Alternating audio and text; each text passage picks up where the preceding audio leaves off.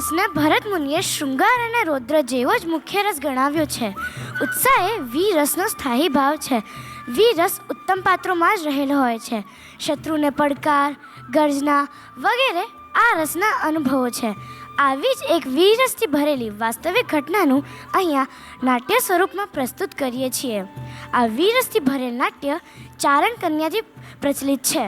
આ ઘટના 1928 ગીરના જંગલમાં તુલસીશ્યામ પાસેના એક નેસડામાં બની હતી, જ્યાં 14 વર્ષની હીરબાઈ નામની ચારણ કન્યા એકલા હાથે સાવજ સાથે બાજ ભીડી હતી. તો ચાલો તેમને નિહાળીએ.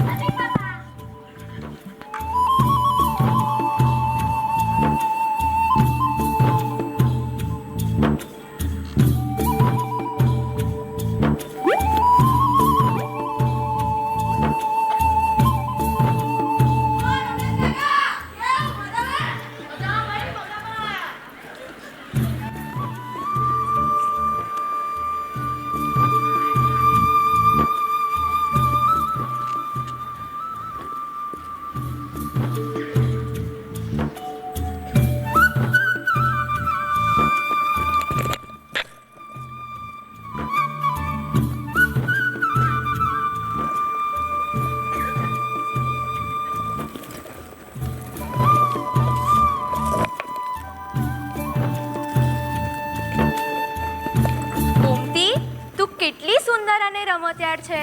તું એક દિવસ મોટી થઈશ, મજબૂત થઈશ, ખેતરોમાં મારી મદદ કરીશ ને. તું જરા પણ ચિંતા ના કર, હું હંમેશા તારી રક્ષા કરીશ. લે ખા. હીરબાઈ, ઓ હીરબાઈ, સાંભળે છે કે? એ હા માં. હું અને તારા બાપુ ખેતરે જઈએ છીએ. અમે આવીએ ત્યાં સુધી ઘર અને ગોમતીનું ધ્યાન રાખજે. હા હારું માં. હેડો હેડો.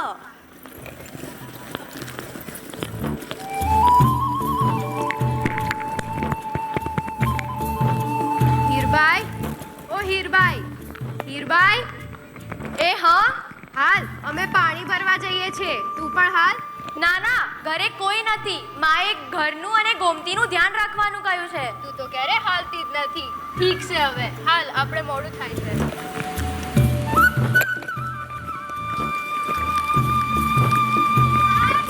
ઓ હીરબાઈ, શું કરે છે? હાલને રમવા જઈએ. ના ના, ઘરે કોઈ નથી, સાંજે આવીશ. હારું.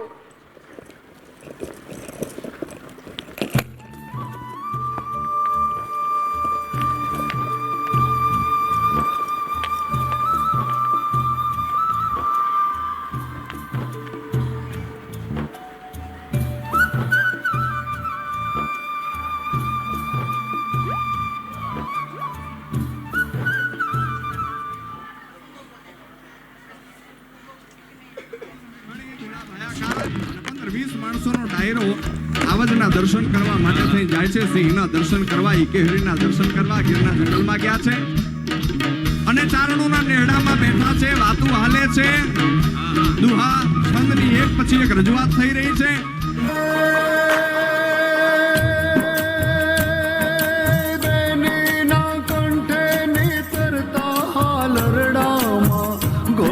કસુંબીનો રામ, હો રાજ ઘોડ્યો કસુંબીનો રામ. એવી ભીષણ રાત્રિ કેરા પહાડો નિત્રાળો એ ચોળ્યો કસુંબીનો રામ. હો રાજ મને લાગ્યો કસુંબીનો રામ, હો રાજ મને લાગ્યો કસુંબીનો રામ, હો રાજ મને લાગ્યો કસુંબીનો રામ. જનની ના હૈયામાં પોઢંતા પોઢંતા પીધો કસુંબીનો રામ. હો રાજ પીધો કસુંબીનો રામ. માના ધોળા રે ધાવણ કેરી ધારાએ ધારાએ પામ્યું કસુંબીનો રામ. હો રાજ મને લાગ્યો કસુંબીનો રામ.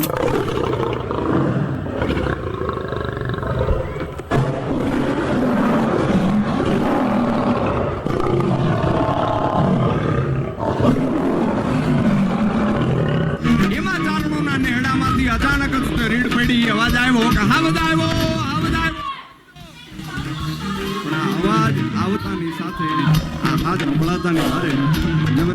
ભાણી ગુલાભાયા કાગ અને 15-20 માણસો જે બેઠા હતા આ ઊભા થયા જોવા કે હાવજ આવ્યો ચાલો જાય ચારણો નેડામાં જાય છે નાલા મથો હાવજ તો છે એ કેહરી સિંહ તો છે પણ દ્રશ્ય કાંઈક અલગ છે નાલા મથો હાવજની સામે ચારણની 14 વર્ષની નાની એવી દીકરી હાથમાં કોઈ શસ્ત્ર નથી કોઈ હથિયાર નથી ખાલી એક ડાંગ લઈને ઊભી છે અને કહે છે કે ગિરના કુત્તા ઊભો રહેજે અને ઈ ડાલા મથા હાવજનું વર્ણન ઝવેરચંદ મેઘાણી ત્યારે ને ત્યારે ઈ ઘડીએ કરે આ કવિ હાવજ ગરજે મન રાવણ હો રાજા ગરજે ગિરતા કાનો ગહેરી ગરજે હરી ગરજે ગઢપા પણ્યો જો ગરજે ફાડી માથે લો ગરજે ઓ જાણે કો જો ગંદર ગરજે નાનો જે મોહ સંદર ગરજે જાણે કો જો ગંદર ગરજે નાનો જે મોહ સંદર ગરજે જાણે કો જો ગંદર ગરજે નાનો જે મોહ સંદર ગરજે ઉગરના ગાળામાં ગરજે ગણબીના ખેતરમાં ગરજે ગામના પાદરમાં ગરજે ગિરિયોની ગોમરમાં ગરજે ઉગમણો આથમણો ગરજે ઉગમણો આથમણો ગરજે એ સાવતી ગરજે વનના વનનો રાજા ગરજે સાવતી ગરજે વનના વનનો રાજા ગરજે સાવતી ગરજે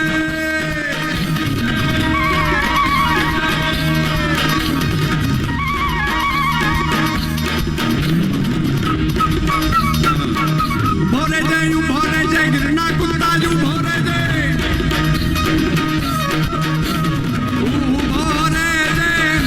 ભોરે જય ગિરના કુત્તા ભોરે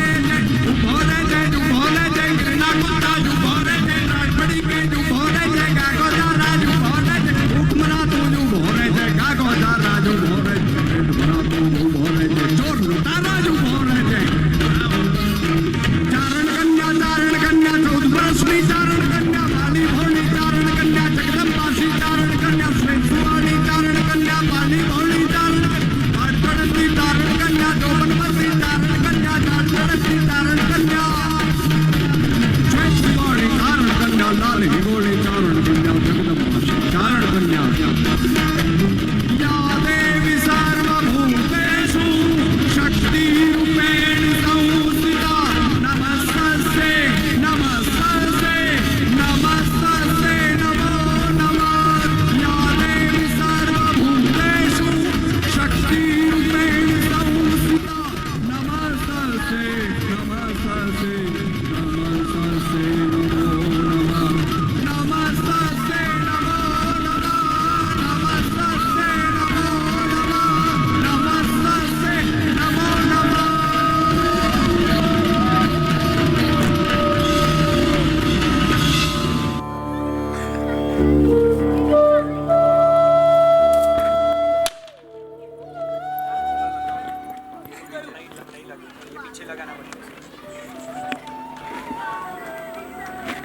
બેટા શું થયું રોઈશમાં તે માત્ર અડાંગથી હાવજનો સામનો કર્યો છે આવી હિંમતવાળી ચોરી મેં ક્યાંય નથી જોઈ મારી બહાદુર દીકરી હું તારા માટે ડરી ગઈ હતી પણ તું મજબૂતી સાથે ઊભી રહી તું ચારણ જાતિની સાચી કન્યા છે બેટા તાજે એ દૃઢતાને સાબિત કરી છે જે હાવજ જેવી જ ભયંકર છે તું અમારા કુટુંબનું ગૌરવ છે તારી આ હિંમત હંમેશા યાદ રાખવામાં આવશે